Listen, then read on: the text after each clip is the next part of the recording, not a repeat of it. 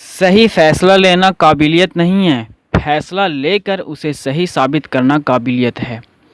All of you good morning. Today will be discussion about SST subject अर्थशास्त्र lesson 2 राज्य एवं राष्ट्रीय आय। तो जो भी मेरे नए वीडियो देख रहे हैं वो हमारे अगले वीडियो पाने के लिए बेल आइकन दबाएं, सब्सक्राइब करें ताकि नए आने वाले वीडियो आप तक सबसे पहले पहुंचे। तो बिना टाइम एक्सपेंड किए हुए आपको क्वेश्चन की ओर बताते जा रहा हूं। कह रहा है पहला क्वेश्चन है कि सरकार द्वारा नवीन आर्थिक नीति कब अपनाया गया था। सरकार द्वारा नवीन आर्थिक नीति कब अपनाया गया था? तो 1990 से 91 में अपनाया गया था। दूसरा है राज्य के घरेलू उत्पादन का आकलन कितने आधार पर किया जाता है और कौन? तो 2 आधार पर किया जाता है। राज्य का घरेलू उत्पादन का 2 आधार पर किया जाता है। पहला सकल राज्य घरेलू उत्पादन, दूसरा शुद्ध राज्य घरेलू उत्पादन। तीसरा है अंतर्राष्ट्रीय ब्रिटिश पत्रिका कौन है? तो अंतर्राष्ट्रीय ब्रिटिश पत्रिका इकोनॉमिक्स्ट है।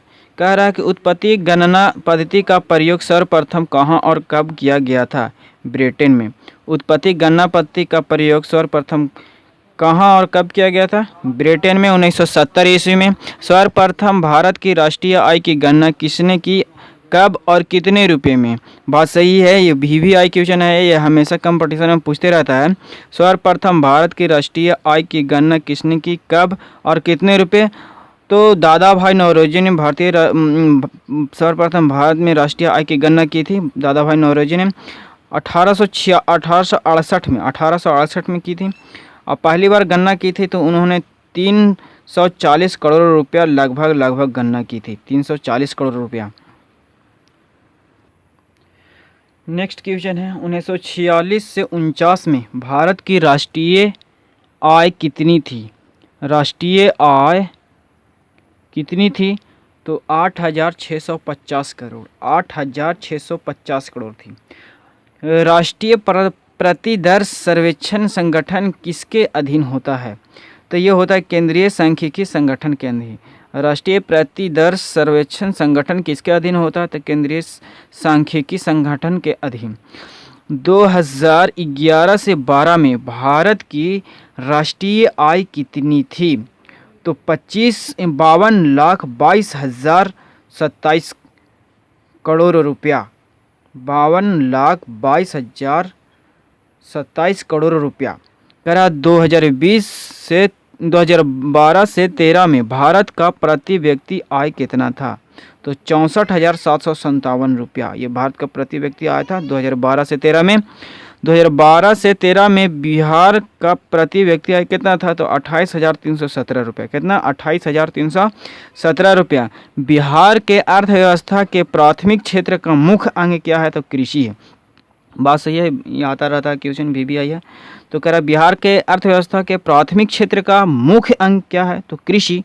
बिहार के आय में सर्वाधिक योगदान किसका है? बिहार के आय में सर्वाधिक योगदान किसका है? तो सेवा क्षेत्र का। सेवा क्षेत्र का। ये आज लॉन्ग वीडियो बनेगा, मेरा वीडियो को स्किप मत करना। अगला क्वेश्चन है राष्ट्रीय आय का अर्थ क्या है दोस्तों? राष्ट्रीय आय का अर्थ क्या है दोस्तों? तो उत्पादन के साधनों के आय को राष्ट्रीय आय इसका अर्थ हुआ। उत्पादन के साधनों के आय राष्ट्रीय आय का अर्थ हुआ। अगला क्वेश्चन है तेरा किसी देश के आर्थिक विकास के लिए किसमें वृद्धि आवश्यक है? बात सही है दोस्तों कि किसी देश के आर्थिक विकास के लिए किसमें वृद्धि आवश्यक है? तो राष्ट्रीय आय में वृद्धि का होना बहुत ज़रूरी है, तभी देश के आर्थिक विकास अच्छा रहेगा। कह रहा विनिमय की प्रारंभिक अवस्था में व्यापार किस पर आधारित था? यानी कि सबसे पहले विनिमय होता था, लेन देन होता था, तो उस पर व्यापार किस पर आधारित था? तो वस्तु विनिमय पर। कौन सा? वस्तु विनिमय पर। विनिमय की प्रारंभिक अवस्था पर व्यापार आधारित रहते थे। नेक्स्ट क्वेश्चन है दोस्त, हम ये जो यहाँ 1 से है स्टार्टिंग, ये तीसरा चैप्टर का मुद्रा बचत एवं साख, ये तीसरा लेसन है दोस्तों। तो हम बता दें कि तीसरा लेसन का दूसरा क्वेश्चन है कि मुद्रा है क्या जिसके चारों तरफ अर्थव्यवस्था घूमते रहता है? तो मुद्रा एक धुरी है जिसके चारों तरफ अर्थव्यवस्था घूमते रहता है दोस्त। हाँ दोस्त। नेक्स्ट क्वेश्चन है कि यूनान में सिक्का कब प्रचलित हुआ था दोस्त? बात सही है कि यूनान में सिक्का कब प्रचलित हुआ था? तो लगभग 700 ईसा पूर्व में यूनान में सिक्का प्रचलित हुआ था दोस्त। नेक्स्ट क्वेश्चन है लोहा, तांबा, पीतल, सोना, चांदी आदि को कौन सा युग में रखा गया? तो धातु युग में। कौन सा युग में रखा गया? तो धातु युग में। अगला क्वेश्चन है मुद्रा वह वस्तु है जिससे सामान्य स्वीकृति प्राप्त होती है। किसने कहा? सेलिगमैन। सेलिगमैन, ठीक है। मुद्रा वह वस्तु है जिससे सामान्य स्वीकृति प्राप्त होती है। किसने कहा? सेलिगमैन। कह रहा छठा क्वेश्चन है, किसने बताया कि मुद्रा मूल्य मापन तथा भुगतान का साधन है? तो कोलबर्न ने। किसने बताया था? तो कोलबर्न ने। किसने बताया कि मुद्रा मूल्य मापन तथा भुगतान का साधन है? तो कोलबर्न ने। नेक्स्ट क्वेश्चन है सातवां दोस्त, कि किसने कहा मुद्रा वह है जो मुद्रा का कार्य करती है? तो प्रो हार्टले विदर्स ने। प्रो हार्टले विदर्स ने कहा था कि मुद्रा वह है जो मुद्रा का कार्य करती है। आठवां क्वेश्चन है दोस्त, कि कोई भी वस्तु जो राज्य द्वारा मुद्रा घोषित कर दी जाती है वो मुद्रा कहलाती है। किसने कहा था? तो प्रो नैप ने। प्रो नैप ने कहा था कि कोई भी वस्तु जो मुद्रा घोषित कर दी जाती है किसी राज्य द्वारा वो मुद्रा कहलाती है। प्रो नैप ने कहा था। मुद्रा किस माध्यम का कार्य करती है? ये बीबीआई क्वेश्चन है दोस्त, याद कर लीजिएगा कि मुद्रा किस माध्यम का कार्य करती है। तो विनिमय का कार्य करती है।